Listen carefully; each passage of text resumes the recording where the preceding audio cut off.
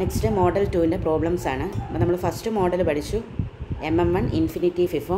Second മോഡലിൻ്റെ formulas കഴിഞ്ഞ ക്ലാസ്സിൽ പറഞ്ഞു തന്നായിരുന്നു.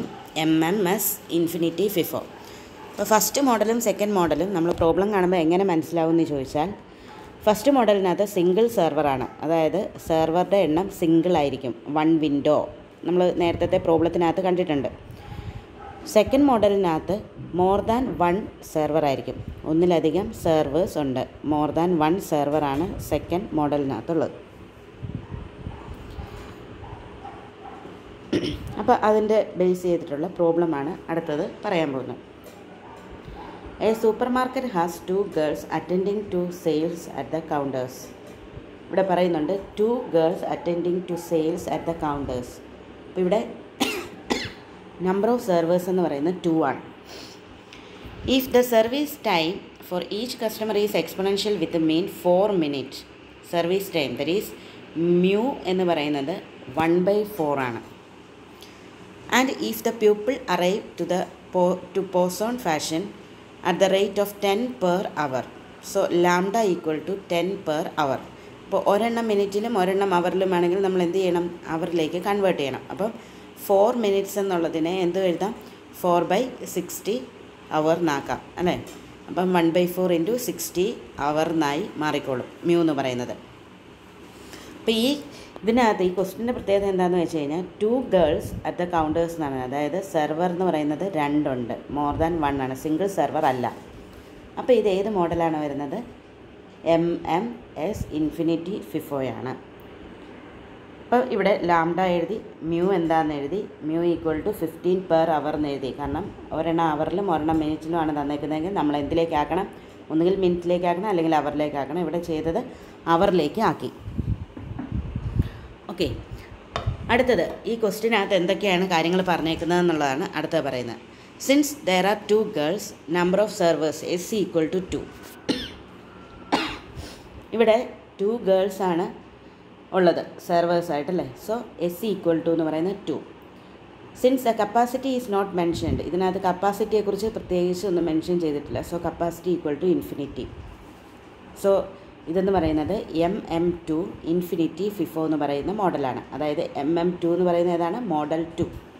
ഈ മോഡൽ 2 എന്ന് പറയുന്നതാണ് തരുന്ന പ്രോബ്ലം എങ്കിൽ നമ്മൾ അതിനകത്ത് കുറച്ച് കാര്യങ്ങൾ എന്താണേലും കണ്ടുപിടിച്ച് വെക്കണം. ക്വസ്റ്റിനകത്ത് ഉണ്ടെങ്കിലും ഇല്ലെങ്കിലും നമ്മൾ കുറച്ച് ഫാക്ടേഴ്സ് കണ്ടുപിടിച്ച് വെക്കണം. അതാണ് ലാംഡ ബൈ മ്യൂ എത്രയാണെന്ന് കണ്ടുപിടിക്കുക.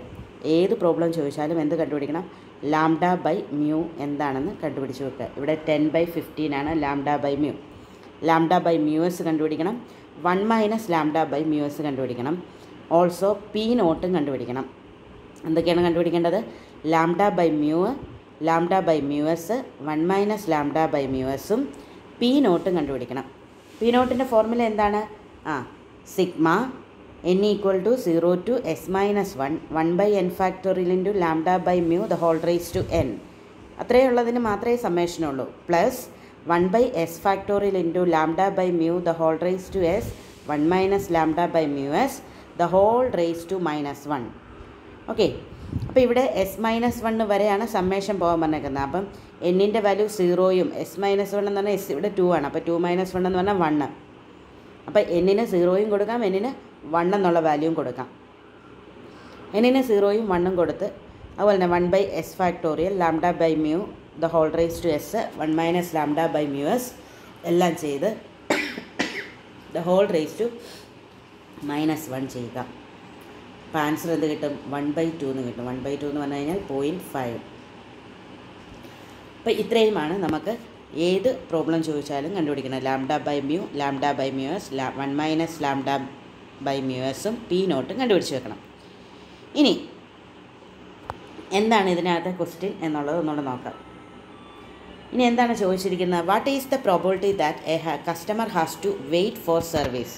ഒരു കസ്റ്റമറെ വെയിറ്റ് ചെയ്യാനുള്ള probability. What is the probability that a customer has to wait for service. ഒരു കസ്റ്റമർ വെയിറ്റ് ചെയ്യാൻ എന്തായിരിക്കണം, യൂട്ടിലൈസേഷൻ ഫാക്ടർ, സിസ്റ്റം ബിസി ആകുന്നതാണല്ലേ. അപ്പോൾ ഇതിൻ്റെ കേസിൽ മോഡൽ 2 ആയത് കാരണം ഇവിടെ ഒരു കസ്റ്റമർ വെയിറ്റ് ചെയ്യണമെങ്കിൽ number of customers greater than or equal to S ആകണം.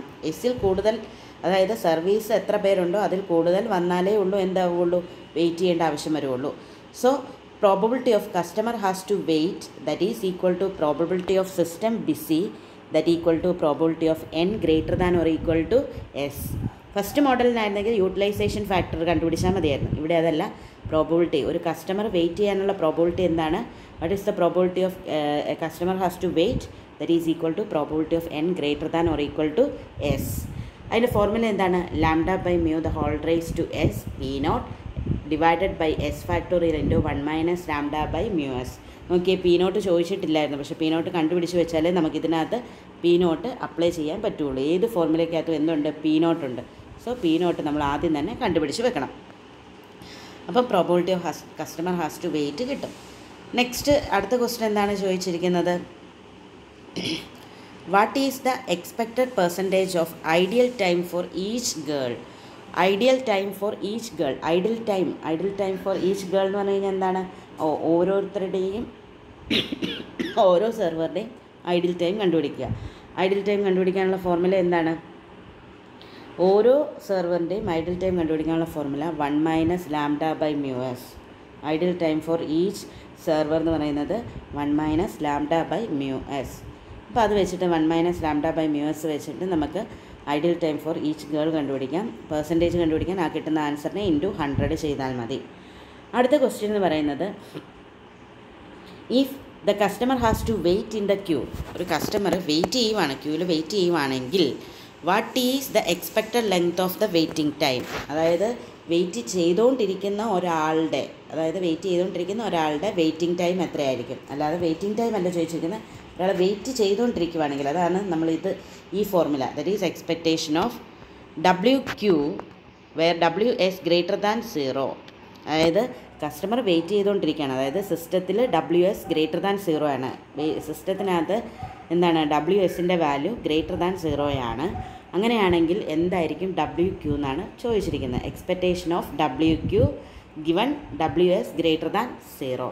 അതിൻ്റെ ഫോർമുലയാണ് 1 by mu S minus lambda. അത് എപ്പോഴും ഒരു ക്വസ്റ്റ്യനകത്ത് ഉണ്ടാകും കേട്ടോ, ഏതൊരു പ്രോബ്ലം ചെയ്യും. If the customer has to wait ചെയ്യുന്നെന്നുള്ള ഒരു സെൻറ്റൻസോട് കൂടി തന്നു കഴിഞ്ഞാൽ, അതായത് വെയിറ്റ് ചെയ്തുകൊണ്ടിരിക്കുകയാണ്, അങ്ങനെ വെയിറ്റ് ചെയ്തുകൊണ്ടിരിക്കുന്ന ആളുടെ വെയിറ്റിംഗ് ടൈമാണ് ചോദിച്ചിരിക്കുന്നത്. So 1 by mu S minus lambda that is equal to 1 by 15 into 2 minus 10 that is 0.05 our.